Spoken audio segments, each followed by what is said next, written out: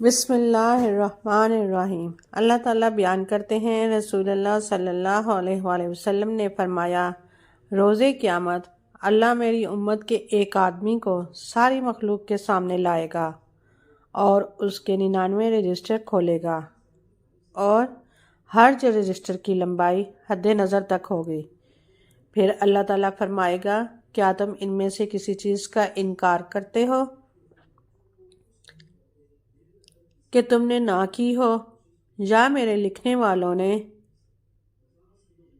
حفاظت کرنے والوں نے تم پر کوئی ظلم کیا ہو؟ وہ عرض کرے گا، رب جی نہیں۔ اللہ فرمائے گا، کیا تیرے پاس کوئی عذر ہے؟ وہ عرض کرے گا، رب جی نہیں۔ اللہ فرمائے گا، ہاں ہمارے پاس تیری ایک نیکی ہے، کیونکہ آج تم پر کوئی ظلم نہیں ہوگا۔ ایک کارڈ نکالا جائے گا، اس پر درج ہوگا،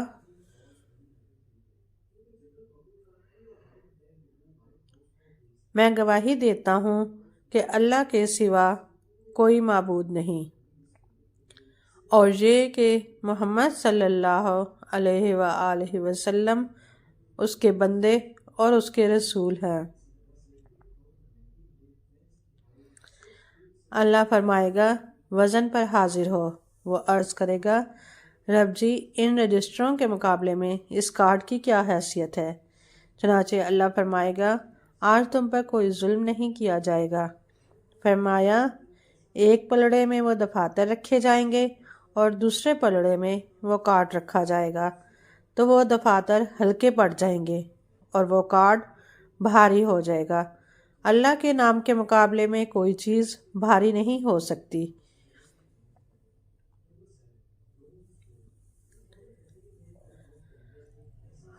حضرت ابو ہریرہ رضی اللہ تعالی عنہ بیان کرتے ہیں، رسول اللہ صلی اللہ علیہ وآلہ وسلم نے فرمایا،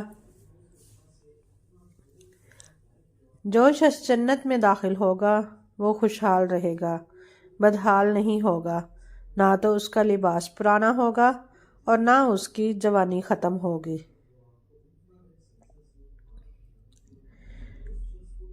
پیارے نبی صلی اللہ علیہ وآلہ وسلم کا فرمان ہے کہ یہ دو گناہ ایسے ہیں جن کی وجہ سے دنیا میں ہی انسان پر سخت عذاب نازل ہوتا ہے۔ نبی صلی اللہ علیہ وآلہ وسلم کا فرمان ہے،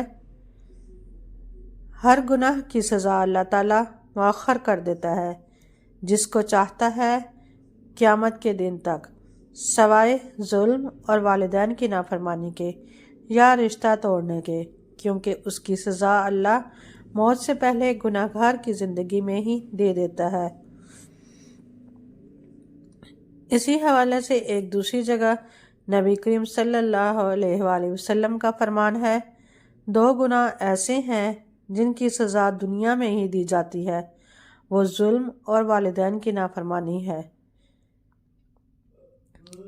ایک اور حدیث میں نبی صلی اللہ علیہ وآلہ وسلم کا فرمان ہے، ظلم اور قطع رحمی سے بڑھ کر کوئی ایسا گناہ نہیں جس کا مرتکب زیادہ لائق ہے کہ اس کو اللہ کی جانب دنیا میں بھی جلد سزا دی جائے اور آخرت کے لیے بھی اسے باقی رکھا جائے۔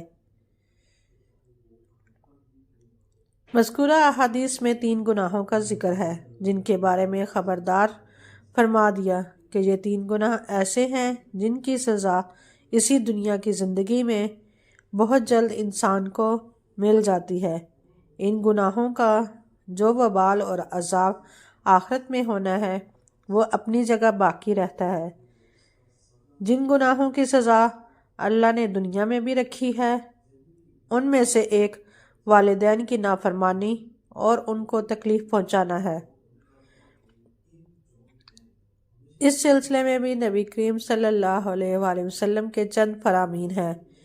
مذکورہ بالا حدیث کی روشنی سے معلوم ہوتا ہے کہ والدین کی نافرمانی اللہ کے نزدیک بہت بڑا گناہ ہے۔ ایسے گناہ گار کو اللہ دنیا میں سخت سزا دیتا ہے تاکہ ماں باپ بھی نافرمان اولاد کی سزا دیکھ لیں۔ جنہوں نے اس کی پرورش کے لیے رحم و کرم کا بازو بچھا دیا تھا، اور جب اپنے پاؤں پر کھڑا ہو گیا، خود کمانے کھانے لگا، تو اب ماں باپ کے سارے احسانات بھلا کر نافرمانی اور انہیں تکلیف دینے پر اتر آیا۔ یہاں ایک اہم سوال یہ پیدا ہوتا ہے کہ آخر کیا وجہ ہے کہ والدین کی نافرمانی کی سزا اس قدر سنگین ہے کہ دنیا میں بھی ایسے گناہ گار کو ملول کیا جائے گا، جبکہ اور بھی سنگین گناہ ہے مگر ان کے متعلق ایسی بات نہیں ملتی۔ گناہ کبیرہ میں بھی والدین کی نافرمانی شامل ہے۔ اس کا جواب یہ ہے کہ اس کی سزا دنیا میں ہی شروع ہو جاتی ہے اور آخرت تک چلتی رہے گی۔ یہ بات والدین کی نافرمانی سے متعلق احادیث پر نظر کرنے سے معلوم ہوتی ہے۔ قرآن میں اللہ تعالیٰ نے اپنی عبادت کے ساتھ والدین کی اطاعت کا حکم دیا، یعنی حقوق اللہ کے بعد حقوق والدین کا درجہ ہے۔